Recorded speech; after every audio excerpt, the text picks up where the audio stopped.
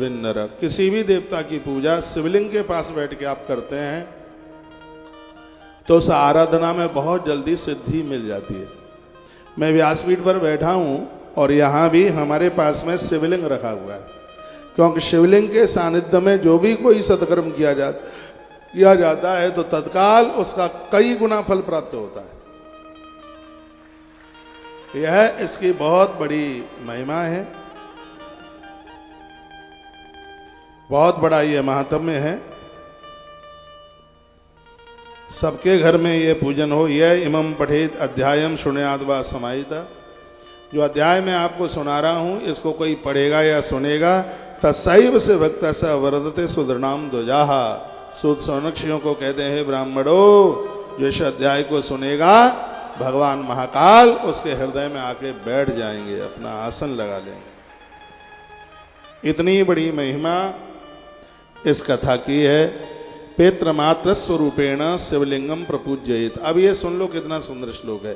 जैसे आप अपने माता पिता की पूजा करते हैं, शिवलिंग का पूजन ऐसे कीजिए। जो श्रद्धा आपकी माता पिता के प्रति है, माता पिता का जितना ध्यान रखते हैं, उसी प्रकार से आप इस भगवान का बंधन पूजन कीजिए तो तत्काल भगवान की कृपा होगी हमारे और आपके ऊपर। पितृमात्र स्वरूपेण शिवलिंगम प्रपूज्येत। माता पिता की तरह पूजिए। भर्गः पुरुष रूपो ही भर्गा प्रकृति रुच्यते। इसमें बड़ी अद्भुत बातें कही गई हैं। पूजताभ्याम पितृभ्याम तो परमानंद है भाई। जैसे माता पिता को प्रसन्न करने पर परमानंद की प्राप्ति होती है, उसी प्रकार से भगवान को भी प्रसन्न करने पर परम आनंद की अनुभूति होती है। आप मेरी बहुत बातें मानते हैं, यह भी मान लीजिएगा कि ईश्वर के बिना मत रहिए। सुबह मुझसे बहुत लोग मिलने को आते हैं, मेरा बेड का भरा हुआ होता है, इतने लोग होते हैं, और उनको मैं यही चर्चा करता हूं, मुस्कुराते हुए जीवन जीना। अमावस्या के बाद पूर्णिमा है, रात के बाद दिन है। आज दुख है, कल सुख भी आएगा।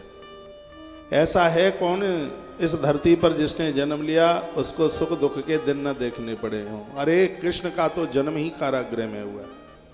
उस राम की कथा आप सुनते हैं जिनके लिए आयोजन किया जा रहा था, कल राम गद्दी के मालिक बनेंगे, लेकिन गद्दी के मालिक तो नहीं बने, वन के लिए चले गए। जब ये सुना होगा पिता की मृत्यु हो गई, जानकी का हरण हुआ, लक्ष्मण को शक्ति लगी, उन राम के ऊपर क्या बीती होगी।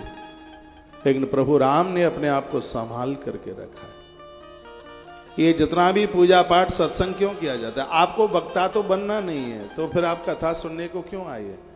कथा इसलिए सुनी जाती है जब जीवन में कोई बहुत बड़ी विपत्ति परेशानी आती है, उस समय सत्संग हमें खड़ा करके रखता है। सत्संग हमें गिरने नहीं देता, सत्संग हमें कमजोर नहीं होने देता।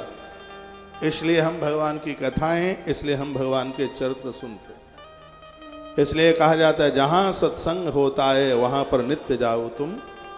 हमें फुर्सत नहीं कहकर ये मौका न गवाओ तुम। अरे सत्संग करने की न कोई उम्र होती है, कथा सुनने के लिए कोई आयु नहीं है। मैं तो कहता हूं 5 साल के बच्चों को भी भगवान की कथा सुना। 5 साल के बच्चों को। ध्रुव जी महाराज की 3 साल की उम्र थी। कथा विष्णु पुराण में आती है, महात्माओं के कमंडल साफ करके आ जाते थे। उनकी कुटिया में बच्चा झाड़ू लगाता था। एक बार 50 महात्मा आंख में आंसू भर के आ गए। सुनीति माता कानपुर के पास एक तीर्थ है बेठूर, घर से निकल आई थी क्योंकि राजा ने दूसरा विवाह कर लिया था। तो वेड़ में रहती है, जंगल में रहती है। स्थान बड़ा पवित्र है। ये वो स्थान है बेठूर जहां महर्षि वाल्मीकि जी ने तप किया और एक ग्रंथ लिखा है वाल्मीकि रामायण। लव कुश का जन्म भी इसी जगह पर हुआ। ये वह पावन स्थान है बेठूर। मुझे वहां वाल्मीकि रामायण करनी है कथा। जब न्योता मिले, कथा का सूचना मिले, तब जरूर आइएगा। मैं बोल के आया हूं वाल्मीकि रामायण की कथा। तो यहां पर माता सुनीति ने अपना कुछ समय निकाला। ध्रुव का जन्म वहीं हुआ था। अब मैं आपको भागवत कथा नहीं सुना रहा हूं, एक थोड़ा सा छोटा सा एग्जाम्पल है।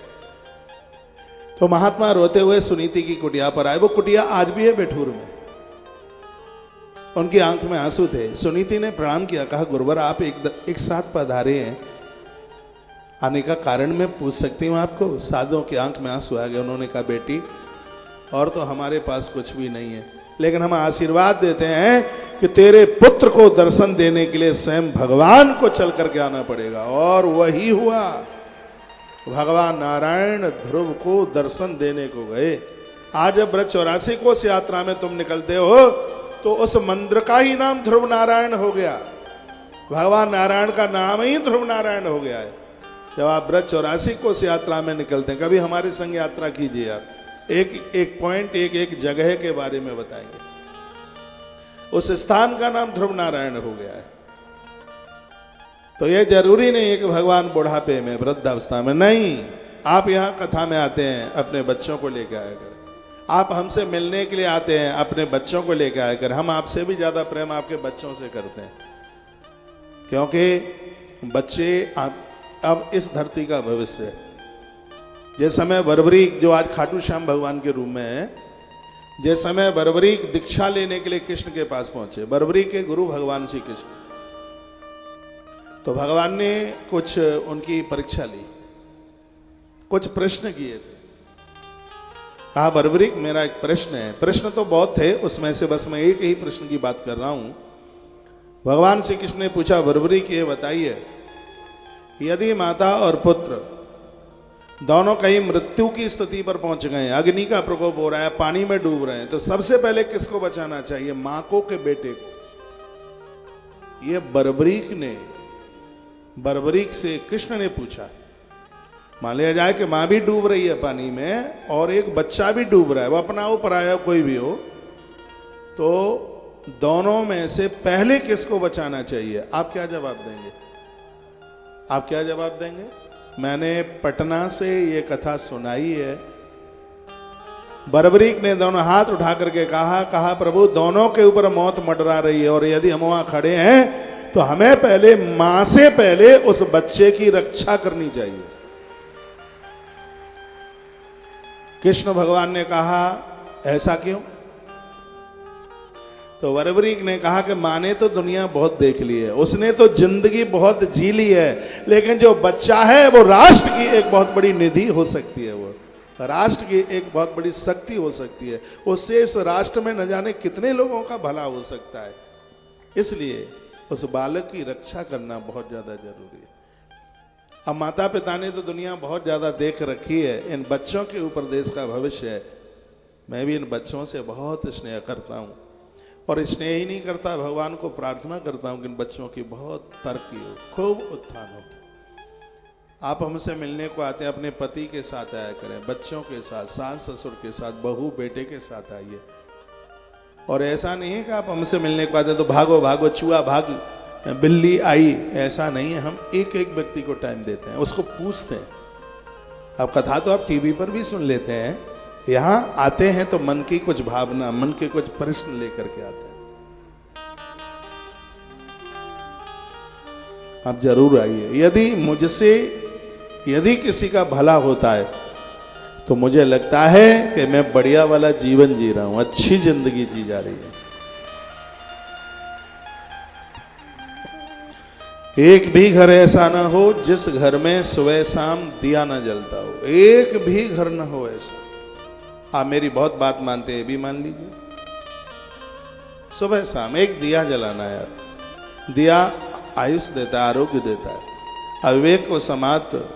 जिस घर में सुबह शाम भगवान के दरबार में दिया जलता है, जो लोग खुरापाती करते हैं ना, नींबू काट देंगे, मिर्च फोड़ देंगे, उनकी एक नहीं चलेगी। ये दिए का प्रभाव। मैं यहाँ कथा में आता हूँ, आके दिया जलाता हूँ। क्यों? किसी कारणवश पांडाल न टूट के गिर जाए, कोई और कुछ दिक्कत ना हो जाए, कुछ और परेशानी ना हो जाए। ये दिया ये आने वाली आसुरी शक्ति को निपटा देता है। इसका प्रभाव, इसके ऊपर विश्वास रखिए।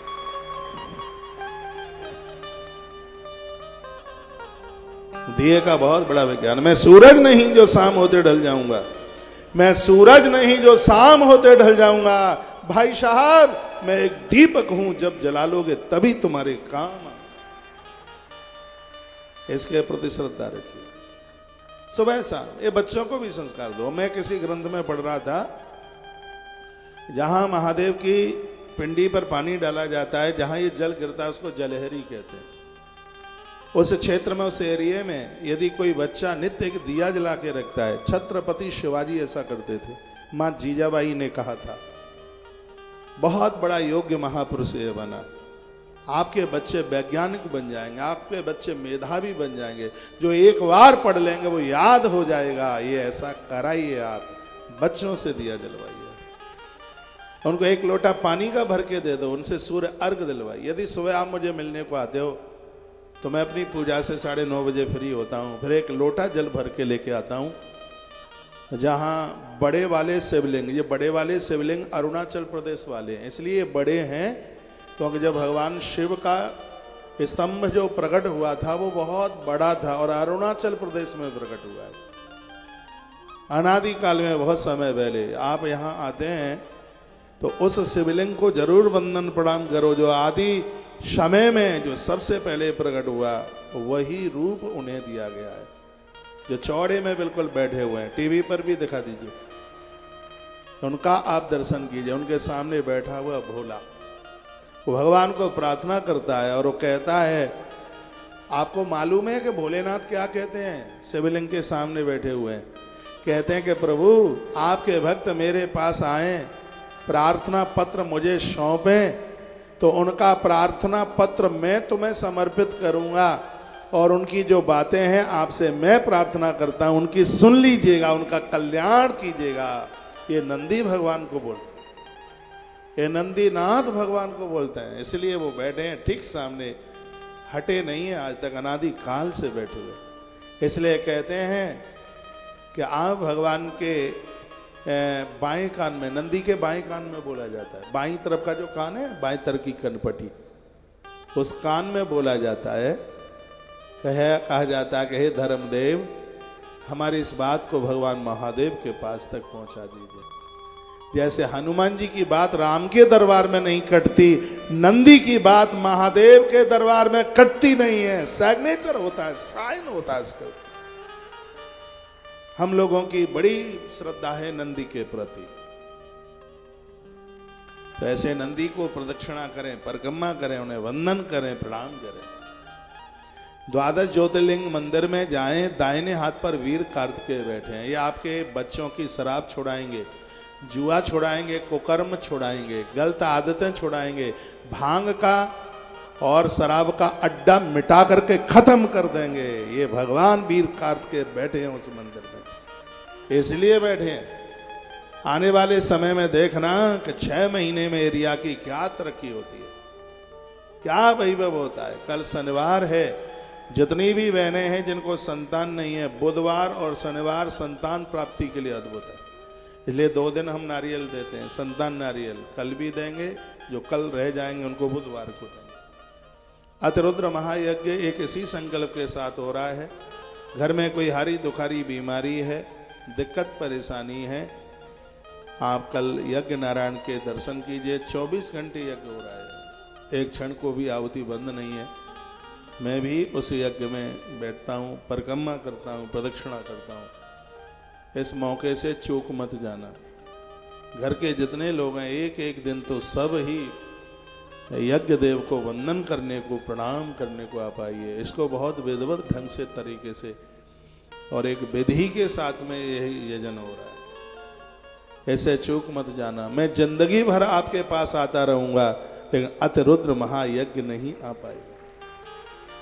आज का जो माहौल जिसमें हम बैठे हैं, ये अति दुर्लभ है। देश दुनिया बहुत बड़ी है, लेकिन जो करतार नगर दिल्ली की धरती पर जो अनुष्ठान हो रहा है वो भव्य भी है और दिव्य भी है। जब ईश्वर देता है तो वो देखने में नहीं आता, वो श्वासें दे रहा है, दिखने में आती कहाँ है। वो हमारे प्राणों का संचार कर रहा है, जो दिखने में आता नहीं है। जो दिखा के देता है वो संसारी लोग होते हैं, जो छिपा के देता है वो परमात्मा होता है, वो छिपा के देता है। आज पता नहीं लग रहा, वो इतना देगा कि आप संभाल नहीं पाएंगे, इतना देगा। ये मेरा हृदय बोल रहा है, आप विश्वास करें मेरी बात। इसलिए टेलीविजन पर भी जितने लोग मुझे सुन पा रहे हैं, जैसे भी आपको टाइम मिले, 9 तारीख तक मैं इधर ही हूँ और आप यहाँ पहुँचिए। यहाँ आपको बुलाने में मेरा कोई स्वार्थ नहीं है, बस मैं भी अपनी जिम्मेवारी निभा रहा हूँ। मेरी व्यासपीठ के माध्यम से यदि किसी का कल्याण होता है, हमारे लिए आनंद की बात है। आज मुझे एक बहन मिली, काफ़ी लोग वहाँ थे, कहा महाराज जी मेरा पति, मेरा आदमी इतनी शराब पीता था, वो कहता कि शराब मेरी जीवन में कभी भी नहीं छूटेगी, लेकिन जिस दिन से कथा आरंभ हुई है मेरे पति की शराब छूट गई है, उसने शराब पी नहीं। बस भगवान को प्रार्थना कर दो कि अब वो दोबारा कभी पिए ही नहीं। भगवान को मेरी यही प्रार्थना है कि वो बढ़िया देवता बन करके जीवन, इसमें हमारा कोई चमत्कार प्रभाव कुछ भी नहीं है, ये सब कुछ करने वाला भगवान है। बस करते हो तुम कन्हैया, मेरा नाम हो रहा है, ये सब करामात उसकी है। कल रात्रि को राधिका दास जी महाराज जी मुझे मिले, यहाँ आए थे, अभी आने वाले हैं थोड़ी बहुत देर में। रात को मिलके, और सत्य है मैं भगवान की गद्दी पर बैठा हूँ। वो कहते हैं मैं रांची से आया हूँ, 3 दिन रेल में रहा, मेरे माथे में इतना दर्द था, माथा फट रहा था बड़ी जोर से। मैंने तो आपको बोला भी नहीं, और आपने जैसे ही मुदगर गदा मेरे सिर के ऊपर लगाई है, वो कहते हैं हनुमान जी की सौगंध, मेरा माथे का दर्द बंद हो गया। वो हनुमान जी की कसम खा करके बोल, कहा मेरे सिर का दर्द बंद हो गया। तो ये भी कोई जादू टोना टोटका नहीं है, ये हनुमान जी की कृपा है, बजरंगी की। चारों युग पर ताप तुम्हारा, ये साधारण नहीं है, 200 साल पुरानी है ये 200 वर्ष मायना रखता है। कितनी पीढ़ी आई और गई। छिंद मध्य प्रदेश में एक जगह जमीन फाड़ करके बजरंगी प्रकट हुए। मेरी उस एरिया में कथा थी। मंगलवार को मैं रात को दर्शन करने को गया, पुजारी जी को हनुमान जी का संकेत था, उन्होंने हनुमान जी के हाथ में से लेकर के गदा हमें दे दी और कहा कि धर्म दंड है, जिंदगी के अंतिम श्वास तक अपने पास रखना और देखना ये गदा क्या करती है अपने आप में। उस दिन से लेके ये गदा रात को सोते समय भी मेरे पास ही होती है, और जिस दिन से मेरे पास भी आई है उस दिन से भी बड़ा आनंद हो रहा है, बहुत आनंद हो रहा है, कमाल हो रहा है। ये भले ही आपके सिर के पास तक ना पहुंचे, मेरी व्यासपीठ से इसको हिलते हुए भी देखोगे तो अब ये कल्याण करेगी, सबका भला करेगी। बोलिए श्री हनुमान जी महाराज की जय हो। यह इमं पढ़ते ध्यायम शृणुयाद वा समाहिता तस्सैव से भक्त सवर्तते सुराम ध्वजा। वर्णन किया, ये इमं पढ़ते ध्यायम शृणुयाद वा समाहिता, जो इस अध्याय को पढ़ेगा समझेगा, भगवान महादेव उसके जीवन में किसी भी प्रकार की कोई कमी नहीं रहने देंगे, ऐसा इस ग्रंथ में वर्णन किया गया है। और कहा गया कि जो लोग इस मनुष्य जीवन को धारण करके अपने जीवन में एक शिवलिंग की स्थापना करके गए हैं, भगवान महादेव गारंटी लेते हैं उन्हें उनके इष्ट के चरणों तक पहुंचाने के लिए। चंदनई कुकुमशैव धूप दीप कसा नैवेद्य विधस्य पूज्यत्वा तथा शिवम। चंदन भगवान को चढ़ाएं, कुमकुम कहते हैं रोली। अब लोग कहते हैं रोली नहीं चढ़ती, ये श्री शिव महापुराण के रुद्र संहिता के 13 नंबर के अध्याय के 32 नंबर में लिखा है कि महादेव को कुमकुम रोली चढ़ती है। नहीं तो तुम इंटरनेट पर भी डालोगे तो कहेंगे तुलसी नहीं चढ़ती, हल्दी नहीं चढ़ती, तो फिर क्या चढ़ता है भैया? ये नहीं चढ़ती, लेकिन इसमें लिखा है 32 नंबर का श्लोक है, अध्याय नंबर 13 और रुद्र संहिता श्री शिव महापुराण, और इसमें वर्णन किया गया है चंदनई कुमकुमशैव धूप दीपेन कसा। जो भगवान को चंदन कुमकुम चढ़ाते हैं, नैवेद्य भगवान का भोज लगाते हैं, भगवान का भोग लगाते हैं, भगवान महादेव को विशेष किसी कामना के लिए 5 पौआ चीज का भोग लगता है। 5 पौए का मतलब हो गया 1.25 सेर, मनौतियां पूरी हो जाती हैं। यदि गेह पार्थंभा हेमिम चरायतिम, तथा जिसके घर से धोखे से भी कभी मिट्टी के शिवलिंग का निर्माण हुआ है, भगवान शिव उनको आनंद में भर देते हैं। पूजा काले च सांगम वही परिवारेण संयुतम। यदि पूजा में पूरे परिवार के लोग 24 घंटे में से एक बार उपस्थित होते हैं, भगवान अपने धाम में रहना भूल सकता है, परमात्मा उस घर में रहना कभी भी नहीं भूल सकता। मैं थोड़ा रामायण का सहारा ले रहा हूं, कोई बात नहीं। मैं महाराज जी बोला, मेरे प्रभु श्री राम जी ने महर्षि वाल्मीकि जी को पूछा हम कहाँ रहे, तो उन्होंने भी कहा कि 24 घंटे में से अपने घर में एक बार तुम्हारे दरबार में जो आकर के हाजिरी लगाए उसके घर में रहना कभी भी मत भूलना। ये महर्षि वाल्मीकि के शब्द थे। तो घर में जब आरती होती है तब एक बार तो उस मंदिर में जरूर हाजिरी लगाइए। यही सब चीजें हमारा आनंद कर देंगी, कमाल कर देंगी। आरती रोज करो। कितनी बार आरती करें? कुर्याद आर्तिकम पंचवर्तका मनुशंखया। सुनिए कितनी बार आरती घुमानी है। तो लिखा है पादयोश्य चतुर्वारम द्विकृतो नाभिमंडले एक कृत्य मुखे सप्ताकृत सर्वांगे वही ततो ध्यान उत्तम भी कृत्वा मंत्र मुदीरियत।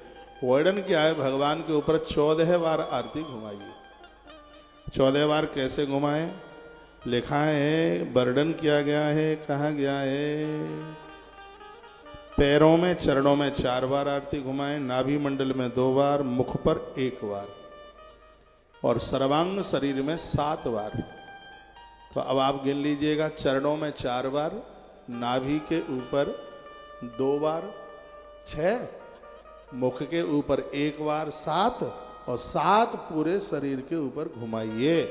तो इस प्रकार से 14 बार आरती, जिनके घरों में भगवान को जो आरती उतारते हैं, वर्णन किया गया है कि उनके घर से भगवान महादेव उस घर को कभी खाली करके नहीं जाते।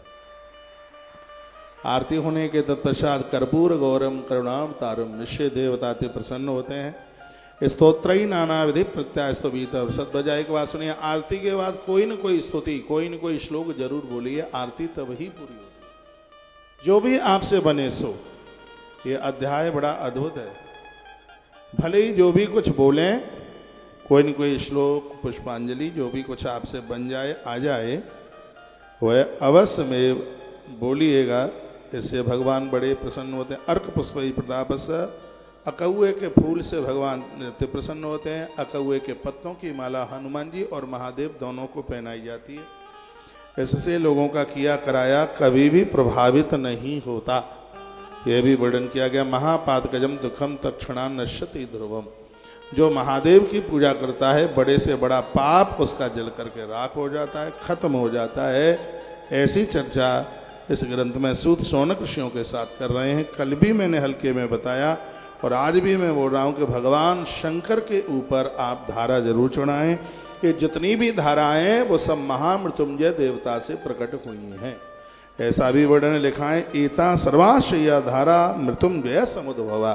भगवान मृत्युंजय देव से कितनी सुंदर यहाँ पर बात कही है। जितनी भी जल धाराएं या दुग्ध की धारा, जो भी धार चढ़ाई जाती है शंकर के ऊपर, यह महामृत्युंजय देवता से सब प्रकट हुई है।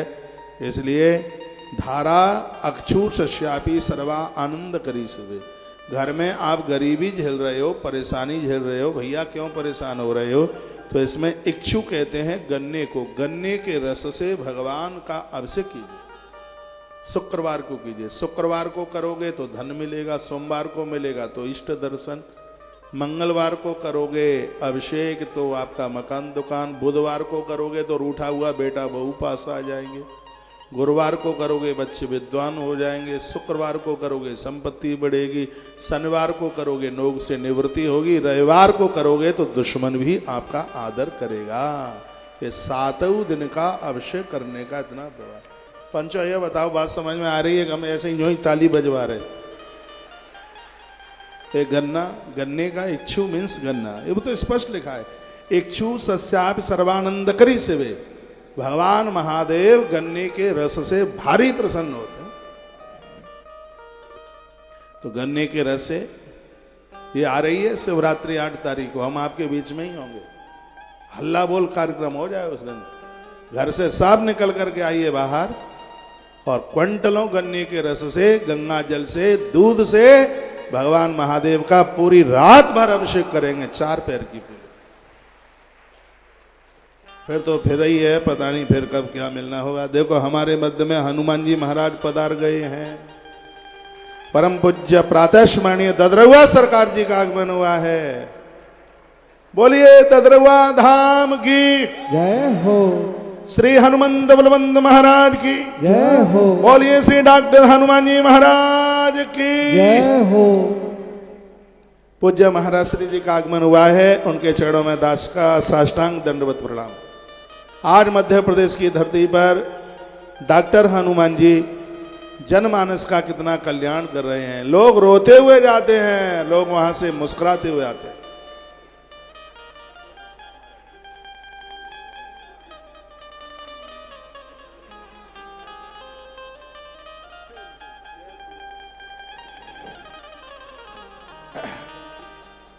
आनंद आ गया। अभी तो आप बोलेंगे तो पता लगेगा।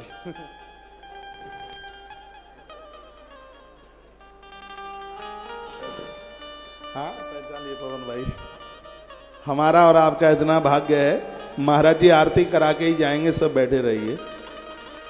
कल शनिवार को ददरुआ धाम में हर शनिवार मंगलवार को हजारों में नहीं लाखों में लोग होते हैं। कैंसर के मरीज वहां ठीक होते हैं, फैल लीवर किडनी स्वस्थ होती है वहां पर।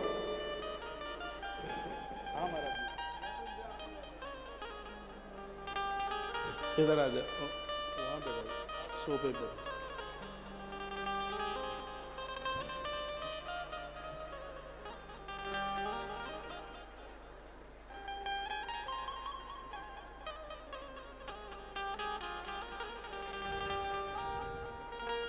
हमारे मध्य में अभी अभी मैत्रेयी आनंदमयी माँ का आना हुआ है कुरुक्षेत्र से।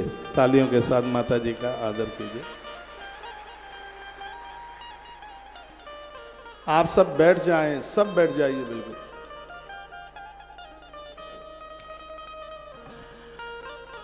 मेरा बड़ा पुण्य है, मेरा बड़ा भाग्य है। ददरुआ सरकार में एक बार मेरी भी कथा हुई है धाम पर।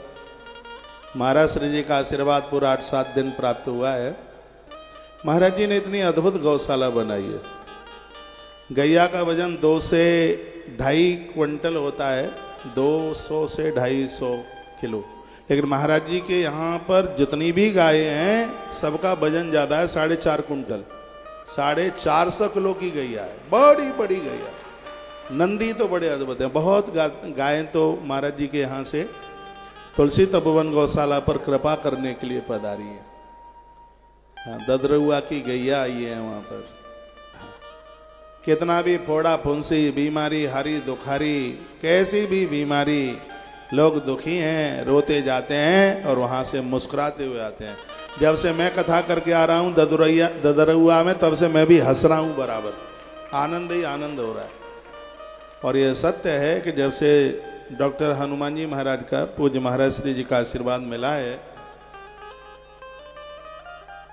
एक के ऊपर 0 बढ़ते ही बढ़ते जा रहे हैं। आनंद ही आनंद हो रहा है, बहुत आनंद हो रहा है। तालियां तो बजाना मत आप। पूज्य महाराज श्री जी का आगमन हुआ है, उनके चरणों में दास का बहुत वंदन, चरणों में वंदन है, प्रणाम है।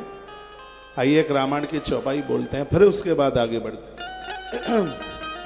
बंदा हूँ गुरु पद पद में परागा, गुरु पद पद में परागा, सुभाष सुरस अनुरागा। पद गुरु पद पद में परागा, पद गुरु पद पद में परागा, सूरज सुभाष सरस अनुरागा। गुरु पद पद में परागा, सूरज सुभाष सरस अनुरागा। श्री राम जय राम जय जय राम, श्री राम जय राम जय जय राम। अवध बिहारी सीताराम,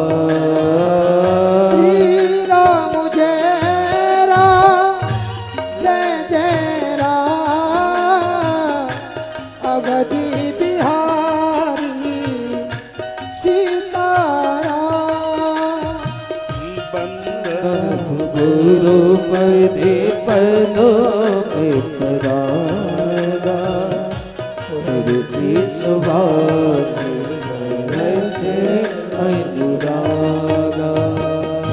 सदगुरुदेव भगवान जय हो।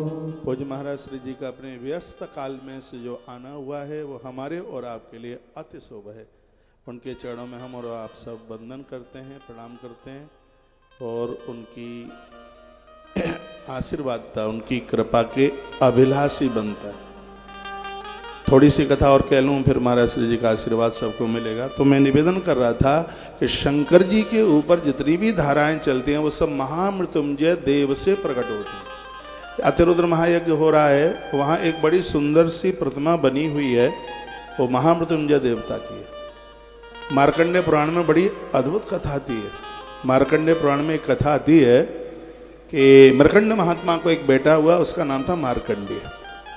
बड़े बड़े ज्योतिषी आए, ऋषि आए और कहा कि बच्चे की उम्र 11 साल पूरी है, वो 12वें वर्ष में जब बच्चा प्रवेश करेगा तो इसकी मृत्यु हो जाएगी। तो महात्मा मार्कंड बड़े परेशान थे और धीमे धीमे वो बच्चा 11 का पूरा होने को जा रहा था। एक दिन मार्कंडेय ने कहा, पिताजी मेरा मन हो रहा है, मैं काशी जाना चाहता हूँ और आप मुझे आज्ञा दे दीजिए। पिता बहुत रोए और कहने लगे, बेटा मैं भयभीत हूँ कि ज्योतिषियों ने कहा है कि 11 साल ही तेरा जीवन है। कहा पिताजी मरना तो है ही, विश्वनाथ के दर्शन करके ही मर लूँ तो ही ठीक है। और वो बच्चा चला गया काशी। और काशी में भगवान विश्वनाथ के ऊपर 1 लोटा गंगा जल चढ़ाता है। उस गंगा जल की बात यहाँ कही गई है, यहाँ निवेदित की गई है। गंगा जल धारा गंगा जल शैव भक्ति मुक्ति फल प्रदाह, गंगा जल आरोग्यता देता है। तो वो बच्चा रोज 1 लोटा गंगाजल विश्वनाथ के ऊपर चढ़ाता है। 11 साल पूरा हुआ और बच्चा मंदिर में बस लोटा चढ़ाकर और महामृत्युंजय जप के लिए बैठा ही था। महामृत्युंजय मंत्र का व्याख्यान, उसका प्रभाव दे, वो बैठा ही था। इतने में मृत्युदेव वहां आ गए और स्वयं यमराज चल करके आए और यमराज ने उस बालक के मार्कंडेय पुराण की कथा है तो उसके प्राणों को खींचना शुरू कर दिया। मार्कंडेय पुराण में भगवान महादेव और माँ जगदम्बा भगवती का ही चरित्र है ज्यादा से ज्यादा। उसके प्राण जैसे खींचना शुरू किया तो उसी समय बालक ने पिंडी को पकड़ लिया और कहा कि भोलेनाथ मैं मर जाऊं चिंता की बात नहीं, लेकिन बदनामी आपकी हो जाएगी कि आपके दरबार में आपकी शरण में आए हुए की मौत हो गई। इतना कहा, पिंडी फाड़ कर हाथ में त्रिशूल लेकर के भगवान महादेव प्रकट हो गए और कहा, शान कौन है तू? उसने कहा, मैं काल हूं, इसका समय पूरा हो गया, लेने के लिए आया हूं। भगवान शंकर ने त्रिशूल उठाकर कहा, तू काल है, इसको बचाने के लिए मैं महाकाल हूं। फिर यमराज ने कहा, मैं मृत्यु देव हूं, इसका समय पूरा हो गया है। भगवान भोलेनाथ ने कहा, तू मृत्यु देव है तो मैं महामृत्युंजय देव हूं, तो इसको नहीं ले जा सकता। चरणों में यमराज गिरे, भोलेनाथ को विश्वनाथ को कहा, बताओ कब तक इसको लेने को ना आऊं? शंकर जी ने कहा, जब तक ये मरना ना चाहे तब तक इसकी चौखट पर मत आना कभी भी। आज भी मार्कंडेय मरना नहीं चाहते तो यमराज रास्ता भूल गए हैं। 7 चिरंजीव थे लेकिन महादेव का भक्त 8वां चिरंजीव हो गया।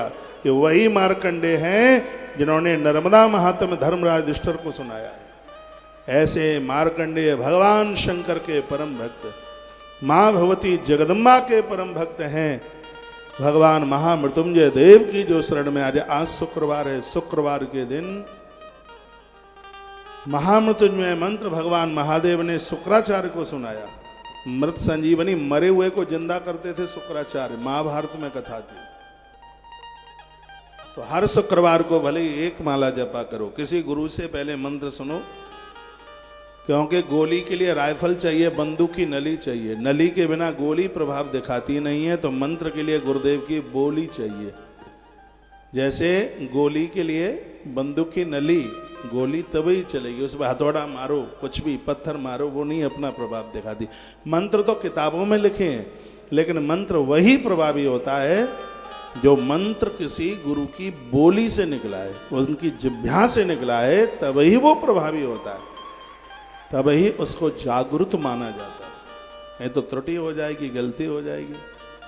तो यहाँ बड़ी अद्भुत बड़ी अच्छी बात कही गई है, सुनो। धारा गंगा जल शैव भक्ति मुक्ति फल प्रदाहा। शंकर के ऊपर जल धारा गंगा जल आप चढ़ाते रहेंगे, भुक्ति भी मिलेगी और फिर आखिर में मुक्ति भी मिलेगी। इच्छु सस्याप सर्वानंद करी सेवे। यदि जीवन में सर्वानंद चाहते हैं, संसार की भौतिक वस्तुएं भी चाहते हैं, तो आप गन्ने के रस से भगवान शिव का आप महारुद्राभिषेक करें। ये संपत्ति देने वाला अर्थ चाहिए। अर्थ ना होगा तो ये पांडल वाला वैसे ही मान जाएगा, ऐसे ही लगा जाएगा। ये पांडल है तमूड़ा ऐसे ही लग जाएगा। बिना पैसा के तो माइक में से आवाज ना निकले। बिना पैसा के तो दामाद तुम्हारे घर नहीं आता। अगर सास पैसा तो देती नहीं है तो पेट्रोल काई क्यों जलाए? टका के बिना तो देखिए, मैं कहूंगा धर्म अर्थ काम और मोक्ष, ये चार जीवन जीने के लिए चार बड़े सुंदर पहलू हैं। सबसे पहले आपको क्या करना है? प्रातः जागो, नहाओ धो, भगवान के मंदिर में बैठो, धार्मिक बात करो, धार्मिक चर्चा करो, सबको राम राम करो, अच्छी बातें सुनो। सुबह जल्दी जल्दी अखबार पढ़ने में आनंद नहीं आता जितना कि रामायण पढ़ने में आनंद आता है। सुबह ही सुबह ये सुबह ही सुबह मरे गिरे के न्यूज मत देखा करो टीवी पर। लेकिन ये टीवी वाले भी बड़े होशियार हो गए हैं। ये जो खबर वाली जो चैनल हैं वो भी अब सुबह ही सुबह अच्छे अच्छे प्रवचन देना उन्होंने शुरू कर दिया। उन्होंने को पता है कि टीआरपी होती नहीं है। सुबह ही सुबह आप कहीं की सब मरे गिरे की बातें आप सुनाएं तो माथे में दर्द हो, टीवी बंद कर दे। तो सुबह का जो समय देखो, चार पुरुषार्थ में से सुबह धर्म, पूजा पाठ कीजिए, सूर्य भगवान को अर्घ्य दीजिए, भगवान के मंदिर में बैठिए, गौ माता को रोटी खिलाइए, माता पिता के पास भी उनका आशीर्वाद लीजिए। धर्म। उसके तत्पश्चात है अर्थ, कमाइए। माताओं मेरी बात सुनिए, रात में नारी घर के बाहर सुरक्षित नहीं है तो दिन में ये पुरुष घर में सुरक्षित नहीं है। रात्रि को नारी को घर में रहना चाहिए और दिन में पुरुष को घर के बाहर रहना चाहिए। जैसे ही 9-10 बजे इनको घर से बाहर निकालो, नहीं जाते हैं तो धक्का दे के बाहर करो इनको घर से। इनको कहो कमाने के लिए जाओ। घर कैसे चलेगा कमाओगे नहीं तो? इसलिए अर्थ जरूरी है। मुझे ऐसे घर अच्छे लगते ही नहीं है, नीचे दुकान ऊपर मकान। ग्राहक इंतजार करता रहता है, वो घरवाली के सामने बैठ के चाय की चुस्की लेता रहता है। ग्राहक इंतजार करता रहता है। 10 बजे इनको घर से बाहर करो, कहो कमाने के लिए जाओ। इनको दिन कमाने के लिए 45-50 वर्ष तक का समय है कमाने के लिए। यदि ये समय आपने निकाल दिया तो बहुत पिछड़ जाओगे। भगवान की पूजा इसलिए करो क्योंकि 2 नंबर का पैसा, रावण जैसा धन ना आवे। रावण जैसा पैसा आवेगा तो कोई हनुमान आके लंका जला देगा। रावण की संपदा शांति देती नहीं है और वो शांति के लिए सीता माई का हरण करके लेके आता है। शांति सबको चाहिए, शांति के बिना काम चलता नहीं है। शांति सबको चाहिए भाई। तो उसके लिए भगवान का भगवान का भजन कीजिए कि पैसा खुरापाती न करावे। धन आता है, जब ये धन आता है तो बड़ी खलबली मचाता है। पैसा आवे, ये भगवान की बड़ी कृपा है कि आदमी शराबी बनने से बच जाए। पैसा आवे और ये आदमी पराई नारी से बच जाए, ये भगवान की बहुत बड़ी कृपा है। नहीं तो संपत्ति आती है 2 दोष लेकर के आती है, एक परस्त्रिया और एक गलत खान पान। और धन आने के बाद जो लोग इन दोनों ऐबों से बचे हैं उनके ऊपर अवधनाथ की पूरी कृपा है, पूरी की पूरी कृपा है उनकी। तो सबसे पहले धर्म, धर्मार्थ काम मोक्षाणाम साधनम स्यान संशय। श्रीमद् भागवत महात्म्य। भगवान हमें 4 पुरुषार्थ देता है, धर्म देता है। धर्म का मतलब तिलक लगाना और माला पहन लेना नहीं है। धर्म के 10 लक्षण हैं। सबसे पहला है धृति। धर्म का मतलब है जो हमें धैर्यवान बना दे, उसे धर्म कहते हैं। हमें धैर्यवान बना दे, पहला सूत्र है 10 लक्षणों में से। हम तिलक लगा करके तो हो सकता है कि किसी संप्रदाय का सम्मान कर रहे हैं, हाँ ठीक है, तिलक मैं भी लगाता हूं, माला पहनता हूं, लेकिन यह भी है कि मैं माला पहन करके या तिलक लगा करके कोई गलती भी कर सकता हूं। धर्म के जो 10 लक्षण है एक एक करके मैं बताऊंगा, लेकिन आज मैं निवेदन कर रहा हूं उसका नाम है धृति। आप धैर्यवान हैं तो ही आप धार्मिक हैं। आपके पास धैर्य नहीं है, आप धार्मिक नहीं हैं। धर्म हमें सबसे पहले निडर करता है। जो धार्मिक है वो निडर होता है, निर्भीक होता है।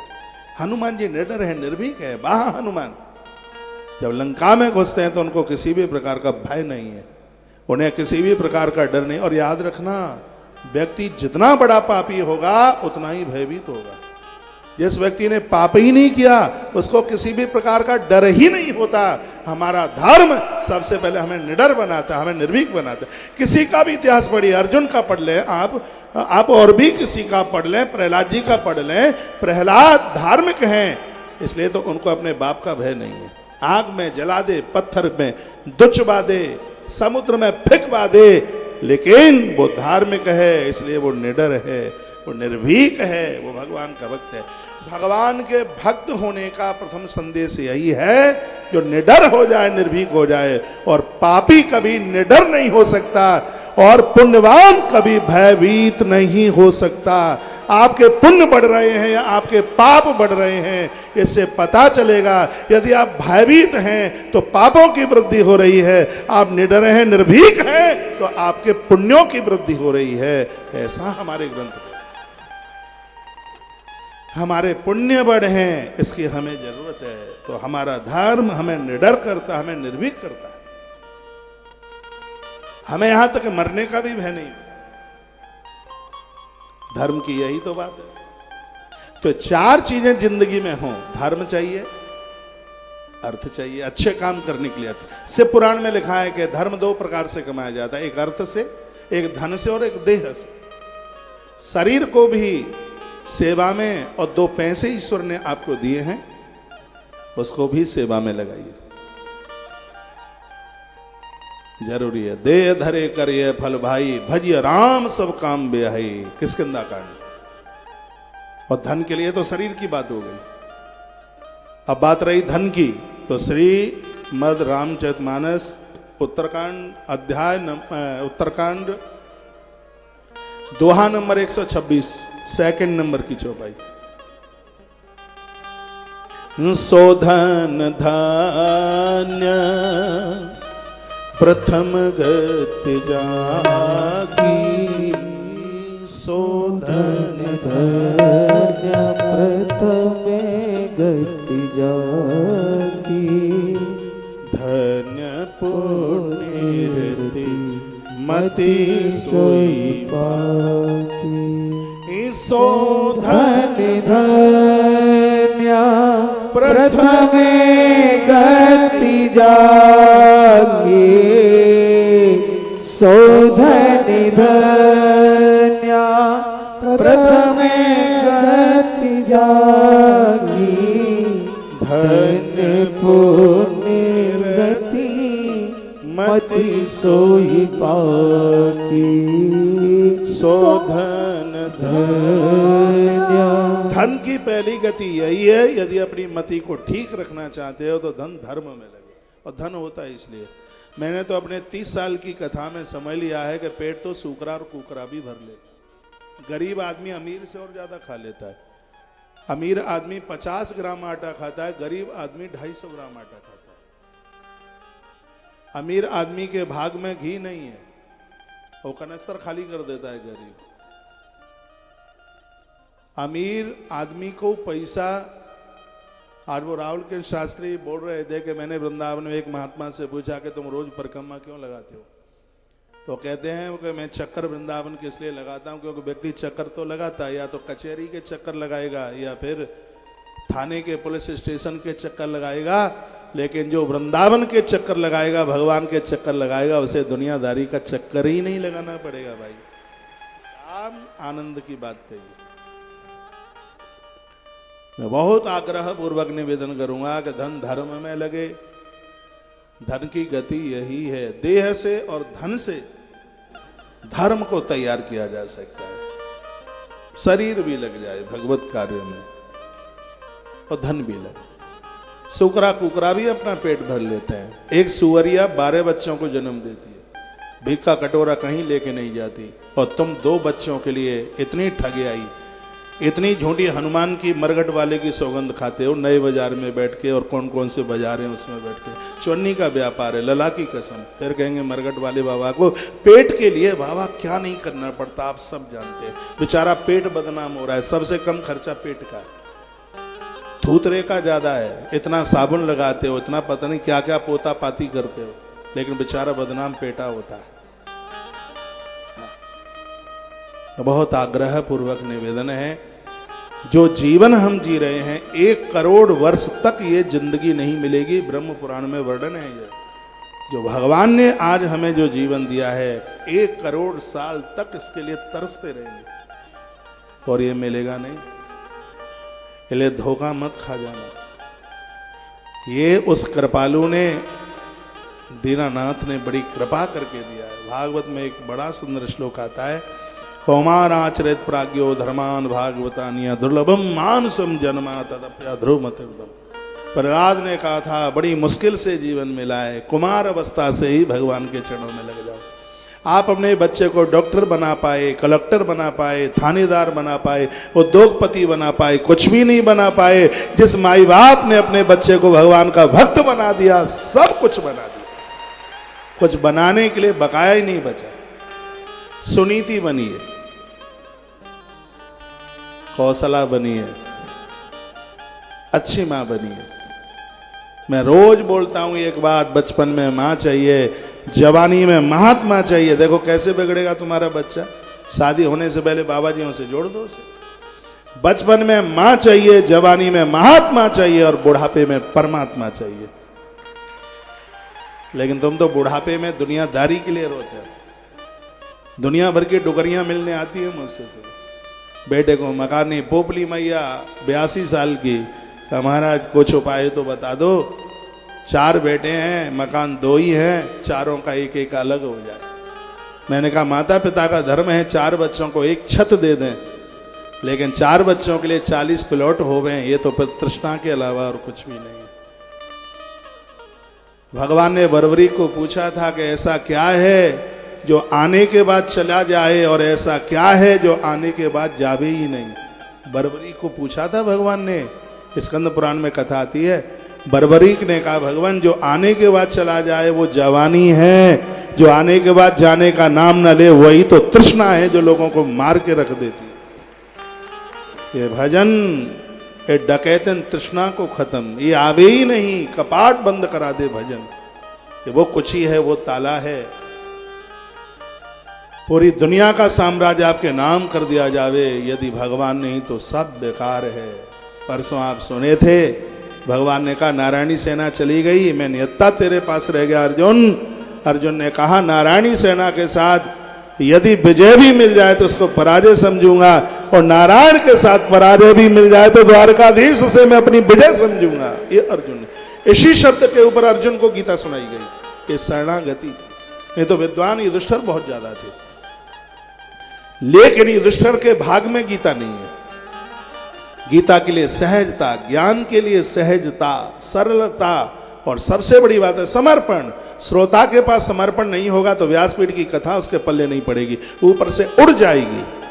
अर्जुन के पास शरणागति थी, कितनी बड़ी बात कह दी, और यह बात कोई बोल नहीं पाया था जो अर्जुन ने बात कही। भले युधिष्ठिर कितने भी विद्वान रहे हों, जिसने कहा था नारायणी सेना के साथ मुझे विजय मिले, हे केशव उसको मैं अपनी पराजय समझूंगा, लेकिन नारायण के साथ मुझे पराजय भी मिल जाए तो उसको मैं अपनी विजय समझूंगा। मुझे द्वारका की नारायणी सेना नहीं, मुझे द्वारका का नारायण चाहिए। और आप कंकड़ पत्थर बटोरने में लगे, बीनने में लगे। पैसा घर चलाने के लिए होना चाहिए, लेकिन पैसे के लिए आप धर्म भूल जाएं, सत्कर्म भूल जाएं, अपनी असली बात को भूल जाएं तो यह हमारा दुर्भाग्य होगा। तो भगवान शंकर की जो कथा है 4 पुरुषार्थ देती है, धर्म देती है, ईश्वर को देती है, ये परिवार को भूखों नहीं रहने देती, कर्जा मुक्त कर देती है, अर्थ, और कहा है काम। काम का मतलब है परिवार के साथ बैठी, कुछ देर उनके पास बैठिए। और मोक्ष का मतलब आप जानते हैं, मरने के बाद कोई आलीशान कमरा मिलेगा ऐसा नहीं, फिर संसार की कोई वासना आपको बांध ना पाए, संसार का कोई व्यसन आपको बांध ना पाए, वही तो मोक्ष है। बहुत लोग यहाँ सामने मत बैठिए, ये जजमान की जगह, या इधर बैठिए या इधर बैठिए, इधर बैठिए। जाओ।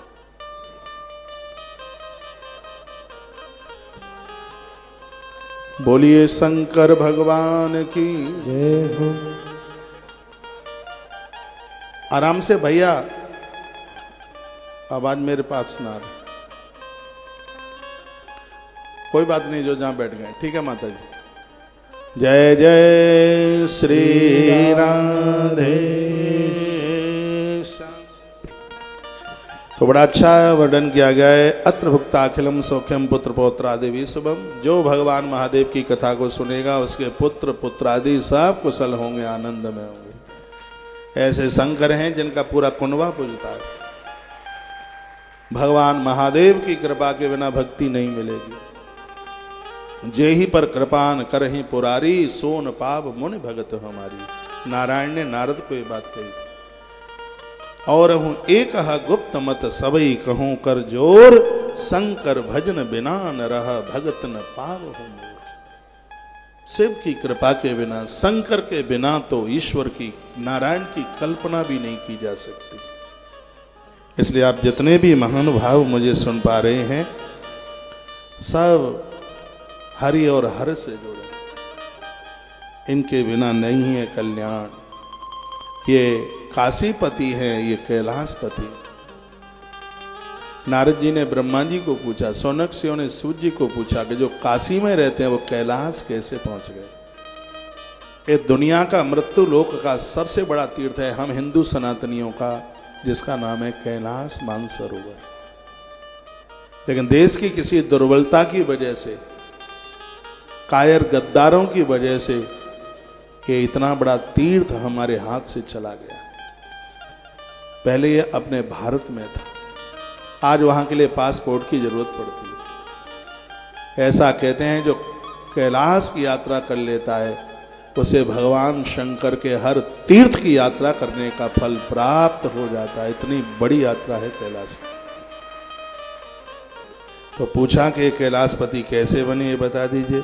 तो शृणु नारद वक्ष्यामि चरितम सस मौलिरम। देखिए, मैं चर्चा करता हूं श्लोक बोल के, और संस्कृत के बिना कथा में आनंद आता भी नहीं है।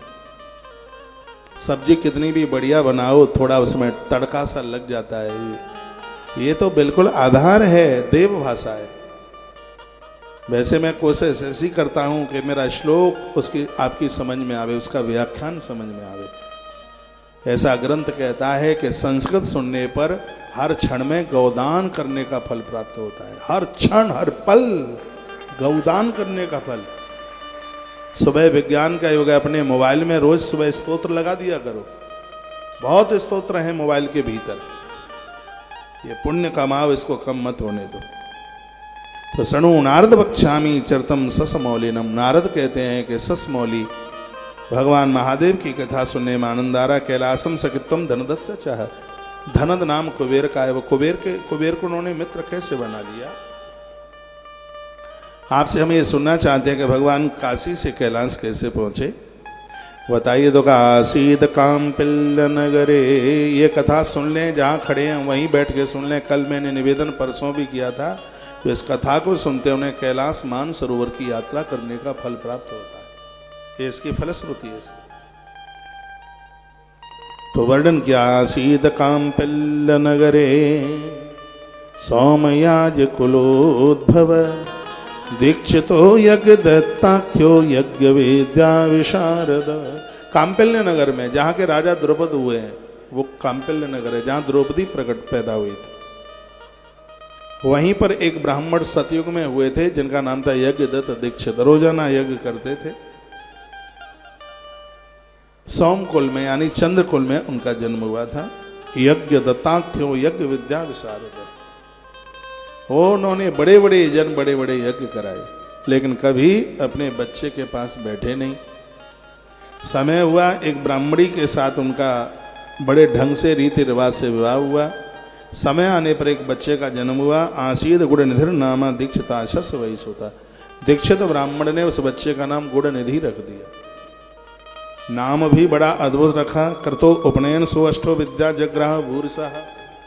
8 साल की उम्र में उसका जनेऊ करा दिया। ब्राह्मण का जनेऊ 8 से 11 में हो जाए, क्षत्रिय का जनेऊ 11 से 16 में हो जाए, वैश्य का जनेऊ 16 से 20 में हो जाए, ऐसा याज्ञवल्क्य जी महाराज ने अपनी स्मृति में लिखा है।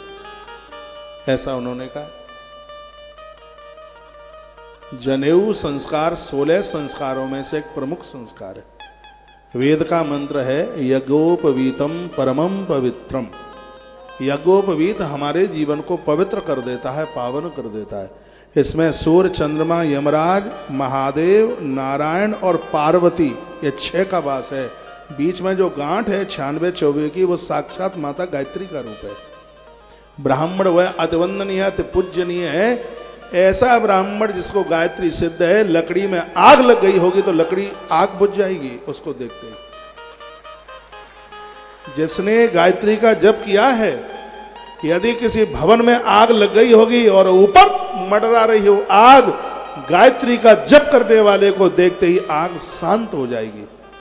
ये ऐसा वर्णन किया। ये गायत्री का इतना बड़ा प्रभाव है, मां गायत्री का प्रभाव।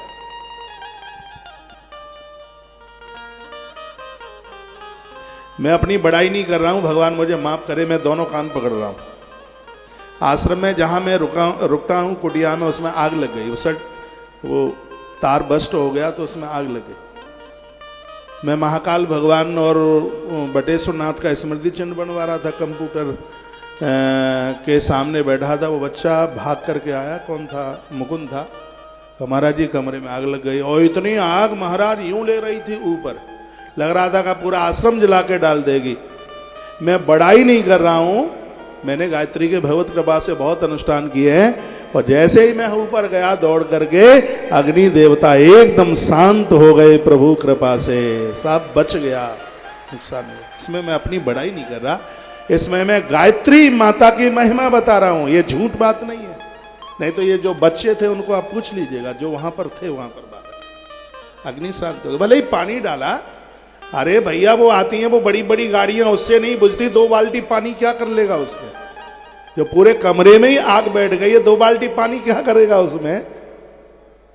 मैंने आंख बंद करी, मैंने कहा अग्निदेव, मैं तो रोजाना आपका हवन करता हूं, ऐसी हमसे गलती क्या हो गई है कि आज आप इतना बड़ा प्रकोप दिखा रहे हैं? और हाथ जोड़ के प्रार्थना करी, आग शांत।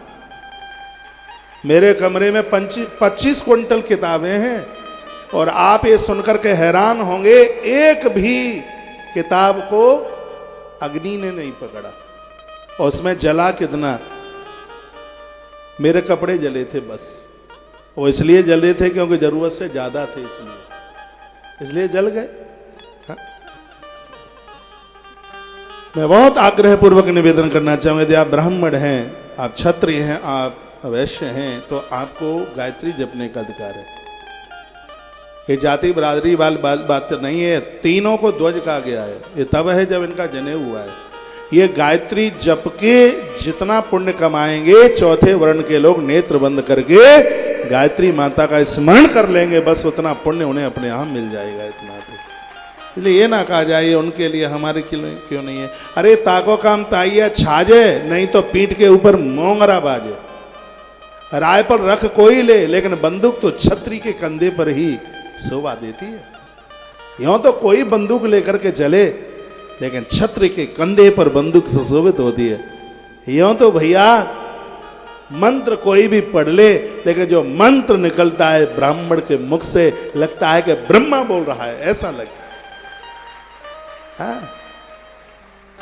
नहीं तो हमने तो लोगों के मुंह से मंत्र की जगह पे मंत्र क्या बोलेंगे, मंत्र। तो ताको कम ताई अच्छा। यूं तो व्यापार करे कोई, लेकिन तराजू तो बढ़िया के ही हाथ में शोभा देता है भैया। बढ़िया का बेटा मिट्टी उठा के सोना उसके रक्त में है, उसके खून में है वो। आप मुझे बोल दीजिए 1 किलो तौलने के लिए 1 किलो की जगह पर 1 किलो 25 ग्राम तौल के दूंगा, मुझे अनुभव नहीं है। लेकिन बढ़िया का बेटा ज्यादा देगा नहीं, कम होने नहीं देगा। ये उसके पास उसका अभ्यास है, उसका तो अपना अपना काम है उसका। एक बार जयकारा लगाएंगे पीछे तक, बोलो बांके बिहारी लाल की जय हो, श्री हनुमंत बलवंत महाराज की जय हो, आज के आनंद की। जय हो। ये ब्राह्मण देव जप करते हैं। बच्चे को 8 साल की उम्र में जनेऊ करा दिया, लेकिन बच्चे के ऊपर ध्यान नहीं दिया। अच्छे महापुरुषों के पास उसको कभी बिठाया नहीं, संगत बिगड़ गई उसकी।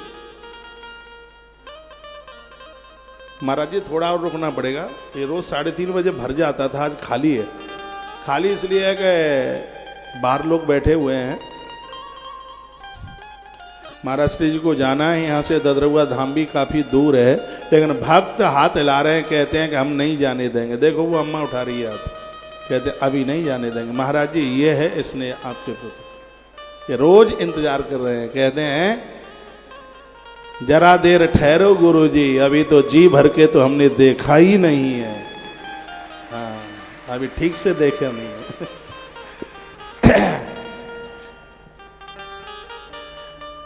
तो जनेऊ संस्कार करा दिया, लेकिन गुरुजनों के पास में उस बच्चे को नहीं भेजा। बच्चे के पास दुनिया भर के दोष चल के आ गए।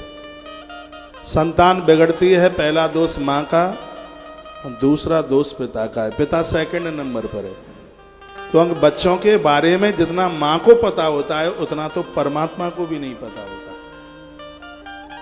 तो आजकल तो 1.5 फुट के मोबाइल, इसको चलाने से मेरी जीजियों को फुर्सत नहीं है। बेटा क्या कर रहा है, भूखा है, खा पी लिया है, कह देती है चल परोस ले, वहाँ वही उसमें ढका हुआ रख रहा है। यही होता है ज़्यादा। बच्चों के ऊपर ध्यान दीजिए, समय निकालिए। कोई प्रहलाद ऐसे ही नहीं बन जाता, कयादू चाहिए।